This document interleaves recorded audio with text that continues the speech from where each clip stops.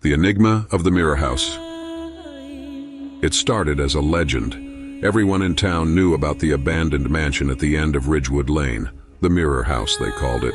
The story went that the house was once owned by an eccentric artist named Henry Calloway, obsessed with mirrors. He believed mirrors were portals to another world, a reflection of reality twisted into something dark. Of course, it was just a story, or so I thought. I moved to Ridgewood last fall, and the house fascinated me. From the outside, it was a decaying relic, the windows shattered, ivy crawling up the stone walls. But every time I walked past, I felt something watching me, something from within. I told myself it was just my imagination, but curiosity gnawed at me. One stormy night, I decided to go inside. The door creaked open without effort. My flashlight flickered as if protesting my decision, but I pressed on.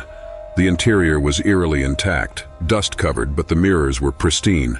They lined the walls, some small and round, others tall and imposing. Each reflected me, but something felt off.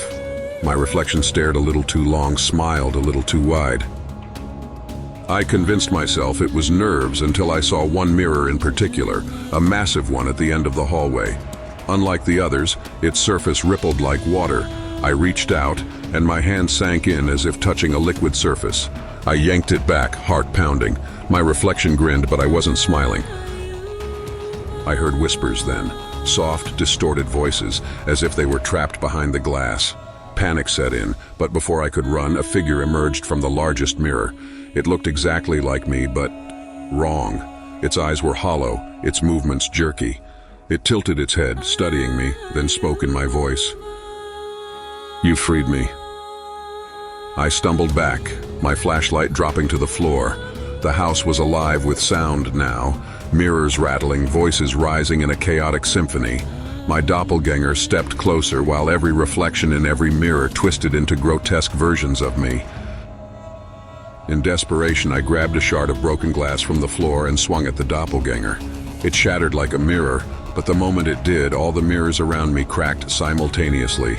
I thought I'd won, until I looked around. The reflections were gone, completely. Every mirror in the house showed nothing but empty rooms. I was alone, or so I thought. I tried to leave, but the door wouldn't budge. My reflection returned in the nearest mirror, smiling once again, but this time, it didn't follow my movements. It raised its hand while I stood frozen. Then it spoke. "You're mine now."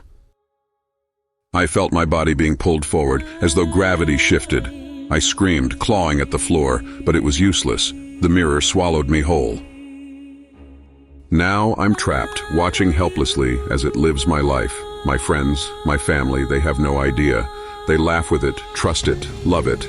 And I watch, screaming silently from behind the glass. If you ever see a mirror ripple, don't touch it, because if you do, it might not be your reflection that walks away.